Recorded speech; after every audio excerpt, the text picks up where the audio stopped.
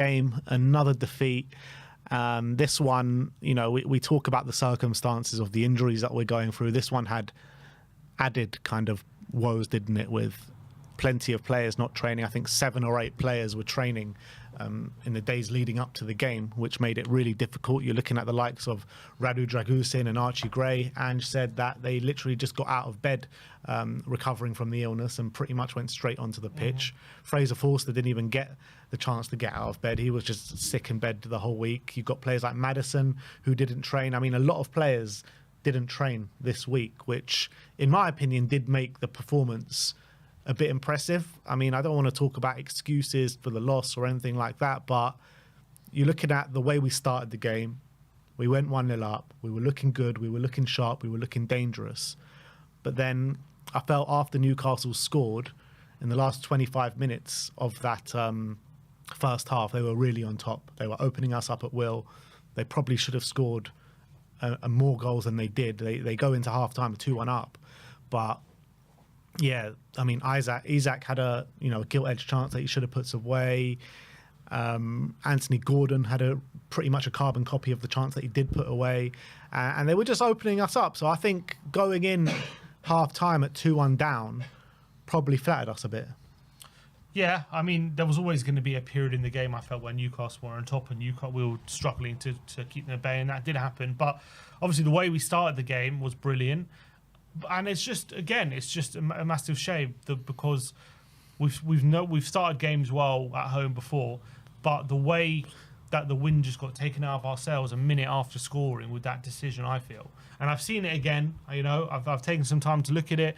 I think it's a handball. I actually now starting to think it's a deliberate handball because I think there's kind of an unspoken rule in football where with the handball rule, where if you actively move your hand, whether it be accidental or not, you can't really tell the intent of a player, what his feeling is in his head. But I think there's a bit of an unspoken rule. If you move your hand towards the ball, then that's handball. And I think that's what Joel Linton did. I think if you look at the replay again, he actively moves his hand towards the ball and blocks the pathway. And I think that goal should have been ruled out. It does have a material difference on the goal because it stops Tottenham from being an attack. And in fact, it doesn't just stop Tottenham from being an attack. It puts Newcastle through on goal pretty much with that one moment. Also, you can see with the goal as well, you can see Dragusin was struggling to get to Gordon, couldn't you? If you look at that goal. Yeah. He was struggling the whole way through the first half, let's be real. But especially that moment, he had a few yards on Gordon. Gordon just was able to accelerate away from him, and Dragusin tried his best to get close to him, but he just couldn't. Maybe it was because of that. But I do believe that actually Joel Linton moved his hand into the pathway of the ball. But isn't the rule that if that happens and it's a non-intentional handball and a ball to hand, essentially, whether you think it is or not, just say it is for now, and that's what they said, it's a ball to hand, then if it's leading up to a goal, then it's fine. But if it's actually the goal scorer, then that's when it gets disallowed. Correct. So I think that's what happened, though. I don't. I've watched it again, and I think Joel Linton moves his hand into the pathway of the ball. But he's running, right? And people run like this. People don't run like this. Yeah, but his hand was behind his back. I think he instinctively quickly moved his hand and stopped, and to stop a counter, actually.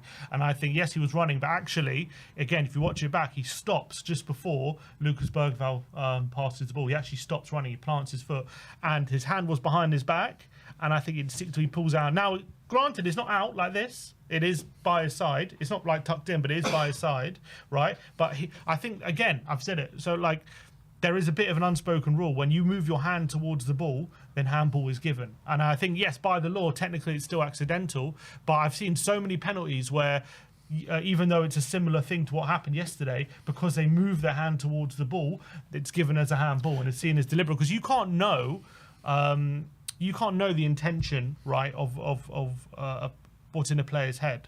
So just because the hand is by his side, right, it can still be intentional handball if you block it, right? I think he moves his hand towards the ball. I think he blocks the pathway. He actually moves his hand into the pathway of the ball and blocks it as the pass is being played. So I think that's intentional handball. That should be seen as deliberate handball, in my opinion, and the goal should have been ruled out. I kind of see the arguments both ways, and I do feel for the ref a bit in this situation because I think both sides have a strong case in terms of which way the decision's going to go. But But then I was thinking about this yesterday, and yesterday I was arguing with you about whether it should or whether it shouldn't. But then last night I was thinking about the bloody Dyer handball that got given against us against Newcastle, where it hits the back of his hand and is nowhere near a handball. They changed the rules after I that. know they've changed the rules, but still, it's just it wound me up seeing those on social media yesterday. The Dyer one, the Lucas Moura one against Sheffield United, when he's falling on the ground and that gets a goal ruled out against us. So these things just wind me up, and then whenever it's against Spurs, these things always gets given against us. 100%. First of all, I do think it's actually deliberate handball. I actually didn't think it was accidental and further along. But also, even if it was accidental, I don't think we should be allowing players to block counter-attacks with their hand and then set their own team up on with a chance. I think that's ridiculous. While blocking the ball essentially with their hand, I don't think that's what the rules of football should be. I don't think that's what fans want as the rules of football. And I think it was a disgrace. I think it should have been ruled out. I think it was... Again, it was really hard done by because it was in a period we were playing well. We were looking a bit more confident. Obviously, Sarr and Bergvall were linking up a bit. On reflection, though, Bergvall did have a pass inside to Decky. He probably could have done that instead of going out wide to Porro. So maybe it was the wrong decision. But he gets blocked by the hand. And his hand does make it, however you want to say. I don't think you're right. It's not like out there, but it's still making his body bigger. So him blocking the pass with his hand, it should have been going to Pedro Porro, and Spurs should have been on the attack. And I think we just got completely screwed over in that moment. Really unlucky. I think we responded well to that moment, but then obviously at 1-1, after about 15-20 minutes, Newcastle did take control. Isaac had that chance. He then scores. Gordon had a kind of half chance where he hit the near post. I wouldn't say they created they created chances, no doubt about it, and you can see our defence was struggling, especially Spence was struggling to contain Murphy, Dragoshin was struggling to pick up Isaac. Gordon had that one chance. I wouldn't say I actually didn't feel like Porro was struggling, but Gordon obviously did get two chances. But considering the problems we were having at the back, they did have about 3 chances, but I don't think they had much more than that. Yeah, in the whole game, they created 4 big chances. We created 1. That's the reality. But look, I want to talk about Angenu's comments about the refs, because he was very frustrated and very angry. He said it's the most angriest he's been after the game.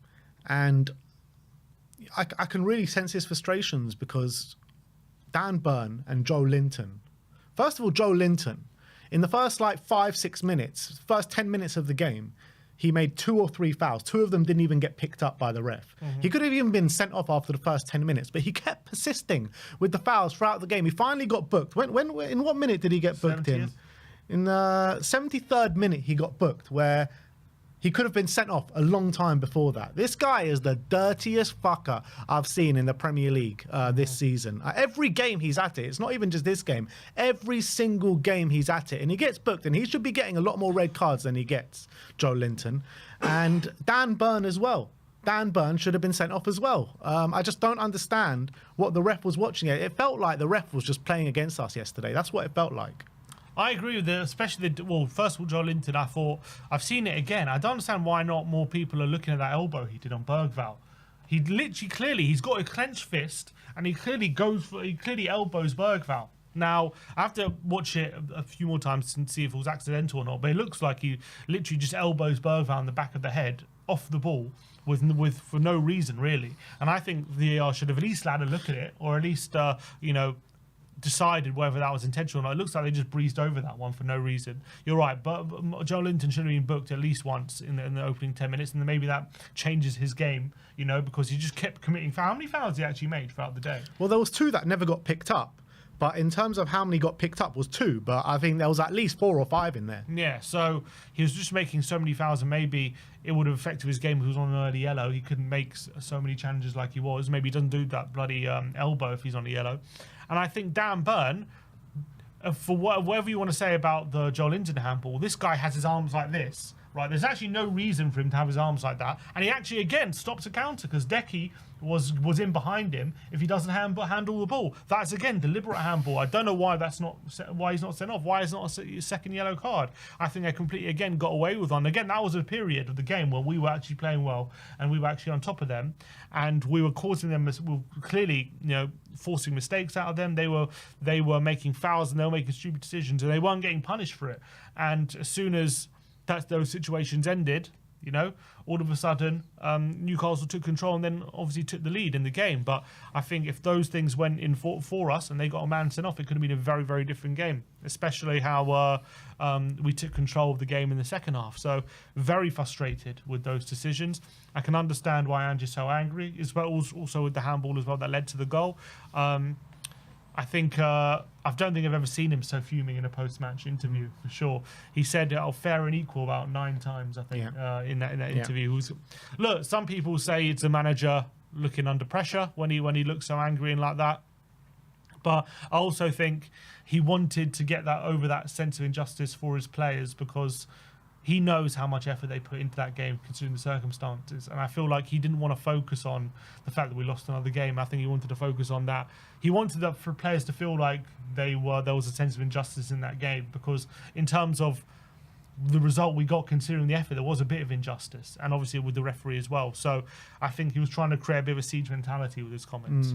Yeah, I mean, it has brought up the question of that Ange keeps kind of contradicting himself a little bit, because last season he did make a comment after one game, I can't remember which game it was, saying, oh, he's never going to make a comment about a ref, and the refereeing decisions are the refereeing decisions on the day. Well, technically he didn't. Yeah, but I mean, we all know what he was insinuating. Yeah, I guess, but technically he didn't. And then also he once said that he's never going to throw a player under the bus and stuff like that, and he does it to Timo Werner a few weeks ago. So there are a few kind of contradictory moments in there from Ange Postecoglou. But look, I think when you're looking at the balance of play at halftime, I do think Newcastle were the better team on the whole of the balance of play. They create the better chances. They went in 2-1 up. And I think it was deserved, and it probably could have been a lot more. The game could have been out of sight at halftime. That's the reality. Well, I think Newcastle didn't create the amount of chances they should have, actually. They created 3, but which made... Look, I only think really the Isaac one was a sitter. Well, look, they scored 2. They scored 2, right? And then they had... From a handball. Yeah, but then they had another one from Gordon, and they had another one from Isaac as well. Gordon wasn't a sitter. That would have been another good finish. He was in the near post. Isaac was a sitter. Could have scored that one. And obviously, but still better than chances that we were creating. I'm not saying it wasn't. I'm just saying they probably could have created more.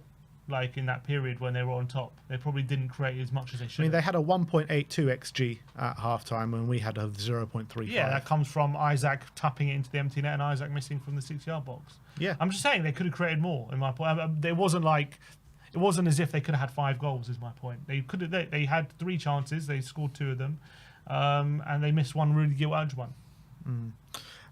Look, and then halftime comes, and we're all talking about what changes do we need to make. We're really under pressure here, and then you see, you see Reguilon on the touchline, just like surely Spence is coming on. Spence was being given a really torrid time by Jacob Murphy. He was getting done quite a few times. I thought since Spencer's come in, I thought this is the one where he probably came under most pressure and probably maybe his poorest performance since coming in at left or right back since brought out of the cold. So I thought it was going to be for Jed Spence. Then you'll think, then Dragoshin, we realise, goes off. Spence goes into centre-back alongside Archie Gray. We have no natural defender on the pitch for the second half.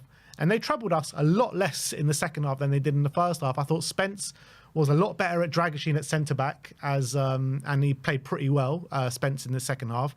And Reguilon came in completely out of the cold, and he plays a lot better at left-back than I thought Jed Spence was doing at left-back. Yeah, absolutely agreed. I think Spence as well, on the ball, a lot more confident than Dragoshin was. Look, Dragoshin was clearly going to this game very ill, running on empty, so don't want to criticise him too much. But there was that one moment where he has the ball, under no pressure, right? Porro was to his right, and he just plays it out play for no reason, under no pressure. No one was near him. And it wasn't even a difficult ball. It was a 5-yard pass, and he played out play. And at that point, you're like, okay, this guy, I don't think he's up to it right now. But Spence came on, and I thought he was a lot more confident on the ball. Obviously, he had that pace in behind to track Isaac. I thought, in terms of aerially, I thought later in the game he was being caught out a bit, but I think aerially he did okay as well. There was some moments where he tried to dribble his way out of trouble, and he nearly got caught, but kept buying fouls. But you know, on another day, if one referee might see one of those challenges as one of those fouls as a bit weak, and maybe he doesn't give it, and all of a sudden we're in trouble. But he did get away with it a couple of times. But I actually felt like filling in at centre back, he did a really good job, and credit to him, because difficult circumstances, up against the most informed current striker in the league, up against someone like Gordon as well on the left-hand side, who likes to cut inside. And I thought he really stood up to the challenge. And Newcastle really struggled to create in that second half, really struggled to get beyond that back line. And Spence, I think, in terms of his just willingness to put his body on the line, his actually how much better he was on the ball in terms of progressing up the pitch and playing better passes than Dragoshin, and his pace in behind, just mopping things up, really helped us actually. And so fair play to him. I think there were things in there which suggest that, you know, long term, I wouldn't want to see him there too many more times. So I actually think, you know, a few times he was beaten in the air, a few times, as I say, dribbling his way out of trouble, which could have put himself in trouble. But the way he filled in 45 minutes, I can't have any complaints. So fair play to him. Yeah, absolutely. And I was actually really happy for Reguilon. And look, it just begs the question. I know he's not fancied by Ange Postecoglou. We tried to sell him. He wanted to leave, blah, blah, blah, blah, blah. But we've run Udogie into the ground. We've run Pedro Porro into the ground. And we've had options there where we could give them a bit of rest that, you know, in the last half an hour of games, even start games from time to time. We've literally ran these players into the ground. That's done no one the world of good. So why the hell has Ange done that when he's had options there available to him? Look, that's a fair criticism, I think.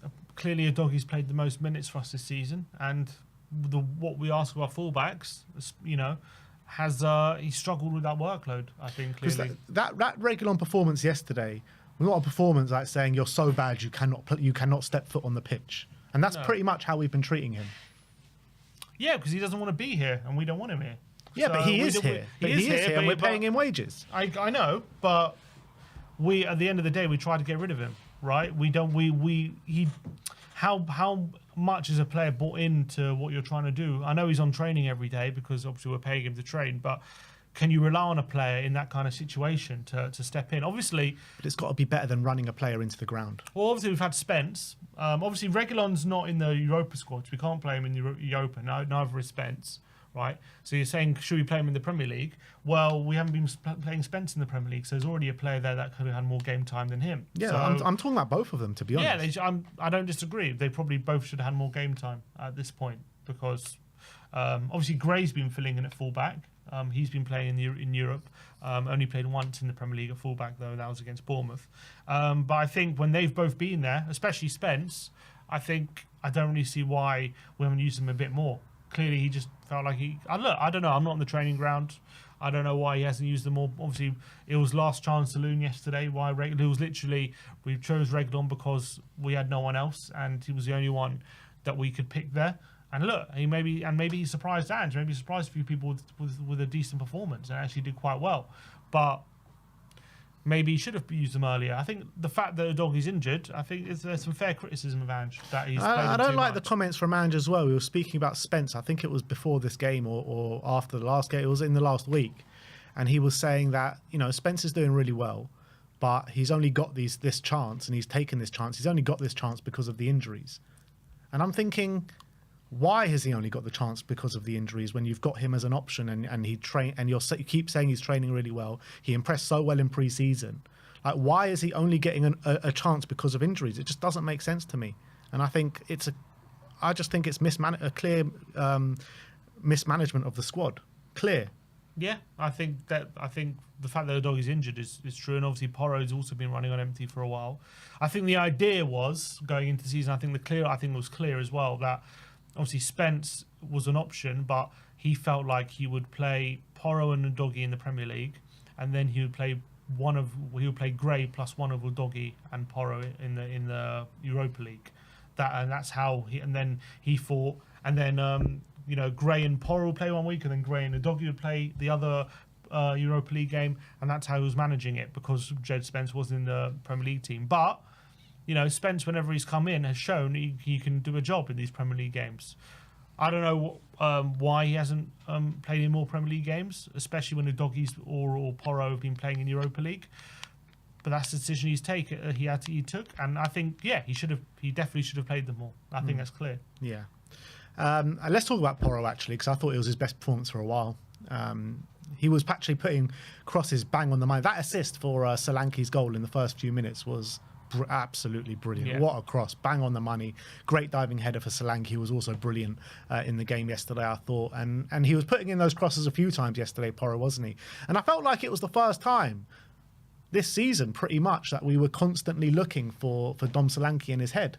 And I was thinking, like, why the hell have we not done that all season? We all know that he scored the most amount of headed goals in the Premier League last season. That's clearly one of his key and biggest strengths. Why have we not been utilising that? Yeah, we should be. Obviously, as his first headed goal for Tottenham, we usually like to play the ball into feet, and he'd like to use his strength with his back to goal and use his layoffs, and obviously look for those cutbacks that along the ground. And I think Solanke's quite good at those as well. But yeah, I think we should be swinging it in a lot more. Especially if we have quality of crossing as Pedro Porro. Yeah, I agree. Porro's a brilliant crosser of the ball. Obviously, on the other side, I don't know if that's true, but also you got Maddison there, who's a very good deep crosser as well. Decky on his day is a good crosser. So I think that definitely should be something we're looking to do more and find Solanke, and maybe we will after this goal that's been scored. But I don't know why we haven't utilised that more, because he's very strong in the box. You know, he beat Sven Botman to the ball with a brilliant diving header, and it's something when we're struggling to break down a low block, especially. I think you can definitely see what the value's in that, and I think we haven't utilised his strength in the air at all enough. You're looking at how dominant we were heavily focused on possession in the second half. We were dominating them. They were kind of edging further and further back on the pitch as the game wore on. And I thought before Lucas Bergvall went off in that second half, he was like growing in influence, wasn't he? I thought he was brilliant on the ball. The kind of weight of pass that he has, and the ability to spread the play like he can, I think is top notch for a player of his age doing it in the Premier League. It felt like he had so much time and space on the ball, particularly in the second half. I did feel in the first half like it was a bit of a physical mismatch, him against Joe Linton, but I felt like in that sense, yeah, it was a mismatch. But whenever he did get on the ball, he did provide moments of quality. He was involved in our first goal as well. Yeah, he strode away from Joe Linton for that first goal. Yeah. But yeah, you're right. But I think a lot of times Joe Linton was just muscling him off, wasn't he? Yeah, quite easily. He does it to a lot of Premier League players, doesn't he, Joe Linton? He's one of those physical centre mids in the league. And I think they've got one of the Newcastle, one of the most formidable, athletic and aggressive midfield threes. And I actually think probably did take a bit of time to adjust for him in the game, but I thought in general did really well, especially only a second start in the Premier League, again playing kind of like a sixth position. And I thought he did really, really well. And credit to Bergvall, because it was a very, very difficult occasion for him and a very, very difficult day, and he stood up to the challenge. But apparently, there are some suggestions he was also one of the players who was suffering with flu still before the game. So I don't blame Ange for taking him off. And I actually thought Basuma had a really good cameo. And I also thought we started off the second half like we did in how we started the first half. The problem with the first half is we ran out of energy, clearly. So if we were going to sustain that energy, we needed to make changes. So it didn't surprise me that he made the change. And I think it worked in terms of we did sustain the energy in the second half. We did. And I don't think we ever came under sustained amount of pressure in the second half like we did in the first half. So we kept those energy levels, we just couldn't create constant meaningful chances. I felt like Brennan Johnson, Kulusevski, Timo, and then Sonny weren't really at the races too much. And I think that's what really let us down on the day in terms of trying to get back into the game. I mean, Kulusevski, captain's armband on the day, and he just wasn't the Kulusevski that we've seen all season. I know he had about 4 or 5 key passes on the day, but still, he wasn't that physical Decky just muscling off people and taking it past people. And Brennan Johnson was pretty much non-existent apart from the couple of moments that he had. I mean, there was that one moment he had, it looked like he had the goal gaping at him, and he just, I don't know if it was a shot or a cross. I don't know what it was, but it was terrible, whatever it was. Had to be scoring from there, actually. If you look at that, a snapshot of when he takes the shot or whatever it is, when he hits the ball, that's a good goal scoring position, and it's actually perfect for someone like Brennan, that's really his position. I agree, he didn't do anywhere near enough. He actually had a lot of opportunities down the right hand side to take people on, get crosses in, link up. Wasn't there. Albeit I thought in the first half that he had a couple of really nice moments. There was that moment where Solanke had that shot blocked by Botman, and he ran right through the heart of that Newcastle defence and set up the chance. So fair enough. I thought Decky was a weird one. I thought when he got into the penalty area, I actually thought he did all right, because he set up that chance for Johnson. with that chance. I thought he was actually linking up with Solanke quite well in the box, but outside the box, I think he really struggled to impact the game. And I think he really struggled with when he made like a yard for himself, his pass was a bit off, and there was that moment as well where Porro plays it into him, and he just has to take a touch into the penalty area, and he doesn't take it into his stride, and it falls behind him. And obviously, he's playing against three of the most physical midfielders probably in the league at the moment, or three brilliant midfielders. So it was a difficult day for him, and look, he didn't do well. There's no doubt about it. It wasn't his best game. He struggled. I don't think he was like horrendous, but it was definitely one of his worst games, unfortunately, this season. Yeah, absolutely. So Timo did literally nothing in the hour that he was on the pitch, and Sonny, I think he was better than Timo, but still couldn't really provide too much of an impact out on that left-hand side. And Dom Solanke, we know about Dom Solanke, tireless runner, extremely hard worker. I thought out of the front line, he was probably the best out of the lot. Yeah, I agree. Well, he was the one kind of getting chances. Porro was swinging it in. I think he had a couple of headers, didn't he? Which weren't really close, but obviously forced Dubravka into a couple of comfortable saves. Obviously, we did have that chance when the ball flashed across the face of goal a couple of times. We also had a chance when Brennan hit the post as well.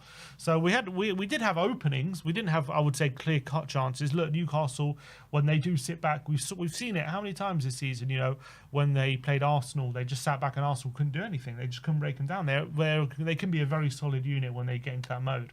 But I also think that the theory that Newcastle just sat back and... Yeah, Arsenal can't break that many teams these days. Maybe that's true, but I also think like people saying, the reason why our defence didn't get exposed is because Newcastle just sat back and just didn't want to go forward. I really look, maybe he did, but I really highly doubt Eddie Howe looked at our defence in that second half and thought, what we'll do, we won't go for it. We won't try and kill off this game. Look at that. He won't think that defence can be got at. He'll probably think, let's sit back and soak up pressure, and let's just hope that Tottenham failed to create chances or miss their chances. I'm pretty sure he would have wanted to kill off that game with our defence. And I think we just did really well to kind of suffocate them. Yeah, and I think that when you're looking at the reaction of Isak when he got subbed, I think that's what he was thinking in his mind. Like, look at this defence that I'm playing against. Like, surely if anyone's going to...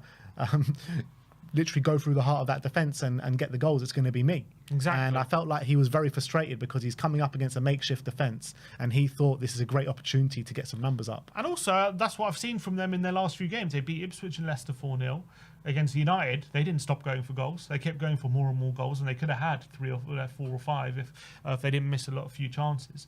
So I really doubt that I know they were time wasting near the end, maybe in the last 15 minutes or so when it really got close to it. I agree, but for the opening 35 minutes or so, I think they were trying to get up the pitch, but I think we were just preventing them. I think they struggled to really get into our half, and they struggled to create chances because of how we were playing, not because they decided we're not going to attack anymore.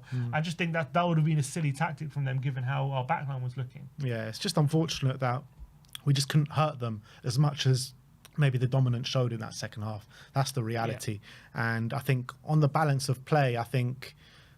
you're looking at it and you think Spurs deserved more out of the game with the dominance that we had in the first 15 minutes and in the whole of the second half. But the reality is Newcastle did create the better chances over the course of the 90 minutes. Yeah, I think that's fair. But I also think given all the circumstances that we're going through in this game, I think that's what a lot of people are pointing at, because everyone expected a heavy defeat going into this game. Yeah. And the fact that we went into that second half, obviously it was only 2-1, but we went into that second half and actually dominated them. We kept them at bay. We didn't allow them into our own half, and we restricted them with the defence that we had out there. We didn't concede too many chances. And if one of those bounces the right way, or one of those chances, Maddison's nestles in the far corner, or Brennan takes a shot, or Reguilon's shot gets turned into his own net like Dragoshin's did. Unfortunately, that didn't happen. Like, if something goes our way, all of a sudden you're talking about a really great point under the circumstances. It didn't. Newcastle, especially in that first half, created the better chances. But I think in terms of the balance of play, and as well under the circumstances, I think we were worth the point in my opinion. But unfortunately, it just didn't happen. Yeah, I do agree. Brandon Austin obviously gets his debut. Brilliant performance from him. I thought he looked commanding from crosses. They made a real effort, didn't they, to put him under so much pressure from every set piece that they got. And I think Spurs were doing well to protect him, but as well, he was doing really well to assert himself and pretty much catch a lot of the corners that came in. Yeah, they kept putting it right under his throat. They kept doing what Arsenal do, put it right on the back post. And Austin was standing up to it every single time, whether it be a punch or he went and came and claimed it with a catch. Brilliant from him. And I think, obviously, shot-stopping wise, he made one save from Gordon, and then he made another save, I think, really late on from Barnes. Look, I don't think either of them were saves you don't expect him to make, but the saves that had to be made, they're both at the near post, and he did well to kind of rush and close the angles. He was pretty flawless. He was pretty flawless. I don't think he could have done anything with the goal. I think passing-wise, I think his passing was a bit hit and miss, I would say. I think there were some really good ones up to Solanke, but there was quite a few overhit ones and a few that he kind of rushed. I also think if you actually look at the first goal, could he have waited a tad longer just so Gray can get a bit wider? And he went, because once he passed it to Gray, he was immediately under pressure and it kind of rushed the move. And obviously that did lead to the handball. But, could he have just waited a minute or so, or not a minute, but, 10 seconds just to wait for Gray to get a bit wider so he's in a bit more space? I think that's the case. But, yeah, I think in general, considering it was his first debut for Tottenham after 10 years at the club, and considering that, he probably didn't know he was going to play probably up until yesterday, and it was all because of illness. And all those circumstances, I thought he did exceptionally well. And he should be very proud of his performance. Absolutely. Man, the match display as well from Sky. He's been waiting for this moment for so long, Brandon Austin. I mean, forever, since I can remember, he's been at the club pretty much. 25 years of age. He's had various loan spells out in Sweden and I don't know if maybe that was Whiteman, but out in MLS as well with Orlando. Never been given a chance. And even now, he gets his debut and then the next day we sign a keeper to overstep him in the pecking order. But yeah, yesterday kind of did belong to him because of however long he's waited, gets his chance, and he actually flourished. Must be nice of him. Nice for him to actually play a game of football. Yeah, absolutely. Especially for his boyhood club. I think he's a Spurs fan as well. He came through our ranks. So, look, exceptional. Does it mean he's going to, have a career here? I think obviously don't know at this point, even though he played really well. But you've got to give him massive credit, especially in a difficult game against a difficult opponent, physical opponent as well. Well played to Brandon, and hopefully that performance means we don't mind putting him in more as much as beforehand. Clearly, we're very hesitant to do so. Well, if Vicario and Kinski get injured again, we'll put him straight in there. Yeah, for sure. But yeah, look, as much as we were proud of the team the way they fought yesterday, it was another loss, which leaves us down in 12th in the league on 24 points. It's just not a good situation. Palace are 15th on 21 points, so 3 points from 15th. Everton have a game in hand on us on 17, so that's Liverpool, though, isn't it? Yeah, it's Liverpool. Wolves have got a game in hand on us on 16, and Ipswich Forest on 16. And Man U, obviously today against Liverpool, they got a game in hand, which they're going to get battered today, but they're on 22 points, so they could actually go ahead of us. So we need to start picking up points pretty soon, because we're going to just keep slipping further down. I think everyone knows that. I think the club know that. I think Ange knows that. But we need players. We need defenders. We need players back. He's trying his best, even in games where like the Wolves game where we probably should have won that game. We let it slip right at the last minute, probably because of the situation we're in. I don't. Again, I mean, I've been pretty consistent on it. Until we get players back, I don't see, especially with the games we have at the moment, it's going to be very hard for it to change and get points on the board until that situation changes. Obviously, after the Arsenal game. And then we have, I think it gets a bit easier when it comes to the fixture list. Well, Everton away is a very hard game. It's hard, but, it's not as hard as some of the other games we've had. So after that, we got Leicester at home, Brentford away, which is also a very difficult game. Then Man U at home, Ipswich, Man City at home, Bournemouth at home, Fulham away. Yeah, so it's not as difficult as the run we just had, which is obviously a very difficult run, especially in terms of hopefully in that run as well, we might have some new signings, we might have some players back from injury as well. So I do think we will start picking up points at that point. I think we're probably going to have to go through more pain at the Emirates, I'm assuming.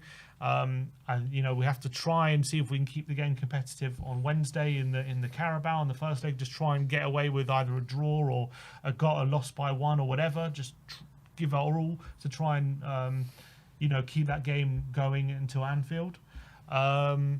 But then after Arsenal, hopefully at that point we can start picking up some consistent points. Unfortunately, the reality is we've dropped so far in this run.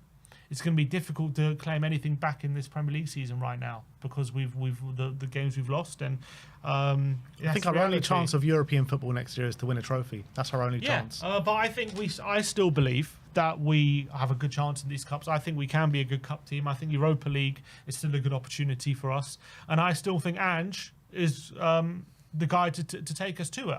I still think Ange is the guy. From what I can see yesterday, the players are still with him. They're still fighting for him, and we're trying our best.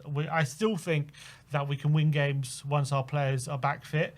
And I, again, just don't see the point in sacking him right now. I don't see how that helps the situation, all that upheaval and bringing a new manager and starting a new cycle mid-season. I think we give him till the rest of the season. We see how it plays out. We assess it at the end of the season. If it's not worked and we, for one reason or another, we think he's not the right guy, then we change it then. But I think at this point, I just don't see the point in changing it. The reality is, it doesn't look like they are going to change it. If it was up to me, I probably would. However, I don't hate Ange. When I'm at the stadium, I'll give him my full support. I'll sing his name. There's no doubt about it. I'll give him my full support. I don't hate the man. I just don't think he's the right man for the job. How does changing him, you said you would, but how does it help right now, changing him? Because what's happening now, it hasn't worked, and it hasn't worked since the first 10 games of last season. So, surely that's changing... Not true, though. But it is true. It's not true. It is, because when have we ever consistently won games? Last season, there were periods where we consistently won games. We've won back-to-back games 3 times since Ange has come in after the first 10 games of the season. Last season, when he had that... he came in, we had that 10-game run. He then had the 5 losses after all those injuries we had. Mm-hmm. We started getting players back, and between game week 16 and game week 32, we were getting 2 points a game. We were consistently winning games. We won 10, drew 3, and lost 3. So we were consistent, actually, and everyone overlooks that because everyone just wants to focus on the 10 games, but we actually were pretty consistent in that run. And then we ended the season badly. Obviously, we had a very hard run, and we were getting battered a lot, and that wasn't great, but... that did happen, but everyone overlooks that period because I don't know why, but people don't like to think because that was top 4 form we were showing at that point, and that's over 16 games. So I think people overlook that we actually work it. Now this season, but it was still like win draw win loss, win draw win loss. Okay, so it wasn't in a row, but it wasn't in a row, but it was still consistent over a 16-game run. 10, that's top 4 form. We were showing top 4 form over a 16-game run. It was followed on in the crunch time of the season by consistent losses. Yeah, but who were we playing? We played Liverpool, Arsenal, City. We played all the best teams, right? So it's those are the circumstances. Yeah, we were getting battered. Don't get me wrong, the performances weren't good, and it wasn't nice to see. But that is the truth as well. We were playing the best teams in the league at that point. It wasn't exactly like we had an easy run. But yeah, it wasn't great to see. It wasn't a good end to the season. Definitely right. Now this season, I do think we've been, in terms of the football we've played, I think in a lot of games there's been improvements. And I do think that a lot of the time it's worked. I think we concede less chances. I think for a lot of the games we actually were scoring more as well in a lot of these games. I think we were having a lot more control. And yes, there were stupid points dropped. Don't get me wrong. We're still a young team, and we still have to find that real consistency that top teams have. We're not a top team, clearly, and I think we still drop silly points and unnecessary points. But I also think that before the injury crisis, I think by and large, I'm not saying it was going perfectly or swimmingly, but it was going a lot better than it was now. And if we kept that form, we'd be right in the mix for those European spots. And you have to add in that we had that, plus we added in Europe as well. And we actually went far in the Cups as of last season that we didn't. So all these extra games with the squad that we have, that also we didn't probably improve enough in the summer as well. Probably have led to the situation that we're in. So I think I'm happy to give him the time to sort it out. I don't think changing him right now helps anything, rather than just creates more instability and more uncertainty. And I think things will probably get even worse if how much worse can they get? They can get worse. Trust me. Look at United. How much worse look can at they United. get? It can get worse. United are only 1-2 points below us. Yeah, but it can get. They've gotten worse, haven't they? Oh, you're saying if we bring in a new manager? I thought you said you're saying if we bring in a new manager, it'll get worse. I said it could get worse. Yeah. Oh, well, as opposed to what? I thought you meant it's going to get worse in general. No, I'm saying if we sack him, I think it'll probably get worse, especially if we put an interim in charge. 100% it will get worse, in my opinion. I think the best course of action, stick with Ange. I don't know how much worse it can get. It can get worse. We've won 2 games in the last 2 months. How much worse can it get? There's circumstances around that. But there's circumstances following every bit of bad form that Ange brings, and like, this happened to him at Celtic, this happened to him last season, it happened to this season. At what point are we going to sit here and say these things follow Ange around and it can't just be coincidence? Look, his first season at Celtic, he had a bad injury. Not bad, but he had a few injuries. But the second season, it wasn't as bad. But this season, for some reason, look, I don't know. Look, even 1 year he picked up a muscle injury. Is that because he was being overplayed? I don't know what the situation is. Yeah, but that's just one case. We're talking about a hefty case this season and last season at Spurs. It might be because of Ange. It might be all his fault. Maybe Ange is just bound to pick up injuries and he's causing all of them. Maybe, but the players don't. If that was the case, I think the players would be a lot more unhappy with him, I would assume. They don't seem to be that unhappy with him. We don't know what's going on behind the scenes. Well, they seem to be playing for him. Yeah, they're professionals. They should be. Well, I think we've seen many a time that doesn't happen. At Spurs as well and at other clubs. Many a time the players aren't happy with the manager, they won't play for him. And they'll throw their toys out the pram. And that's not what's happening here. And players have spoken publicly about how much they enjoy playing under him. But I just think that's even more of a red flag when you think the players are playing for the manager and they still can't get consistent results. So we've been speaking... Because they physically can't now. Yeah, but they weren't doing it even before the injuries. They were getting results. They weren't getting consistent. But I said consistent results. Like we were losing to Ipswich's and Crystal Palace. I get that. It's got a lot worse because of the injuries. But even before the injuries, it wasn't good enough. That's the reality. It was a work in progress, but we were building towards something. I really believe that. And now at the moment, that's all fallen apart because of the injuries. Now, we weren't perfect, but I did see what we were building. I did see the really good stuff. And I did see the improvements we were making on last season. We were definitely making improvements on last season in terms of the football we played and what I was seeing. Unfortunately, that's gone completely out the window now because of what's happened. But I still believe... Some of these injuries is because he's running players into the ground. He's running players into the ground. Cuti Romero, right? He played in the summer in the Copa, had about 45 minutes of pre-season, and then straight away starting every single game.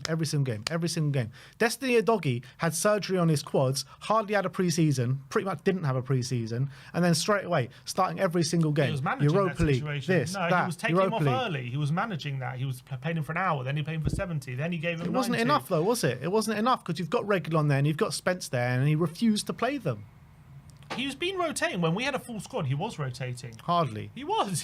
What do you mean? Europa League teams were very different from our Premier League teams. They were. Not really, because Udogie every single time he tried to give him a rest, he had to come on after 10-15 minutes. And then he failed to give him a rest in the Premier League. Yeah, and look, I'm not saying he's perfect. I don't think every injury is down to him, but I agree.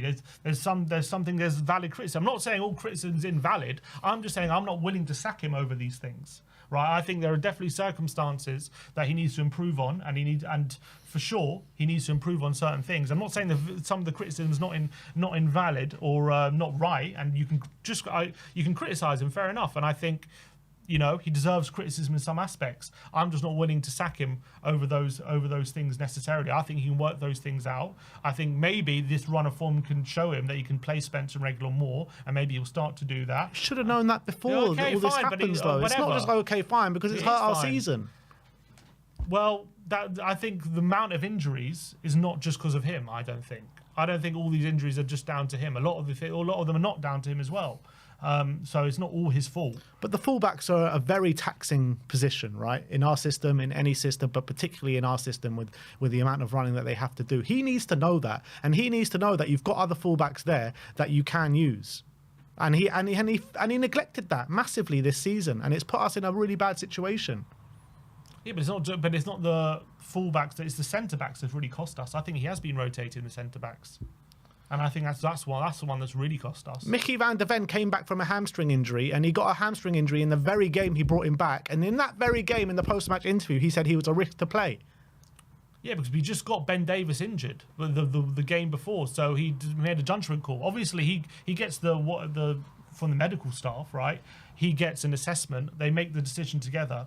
I don't think him bringing back he just makes that decision by himself to bring him back. Obviously, he's the one who puts them on the team sheet, but I'm sure there's a conversation between him, the medical staff, and Van der Ven as well. Like, what will they want to do? If Van der Ven wants to play, and obviously Van der Ven probably would have gone off earlier if it wasn't for Romero as well getting injured in that game. Look. He went off after 80th minute or something. He said after the game that the plan was to play him 70 minutes. So he played 10 more minutes than he planned to play him that day. I think 75th he went off and he was planned to play 70. So 5 minutes. So 5 more minutes, right? Mm-hmm. He said after the game he was a risk to play. If you're any sort of risk with the problems that we're going through, you cannot risk it.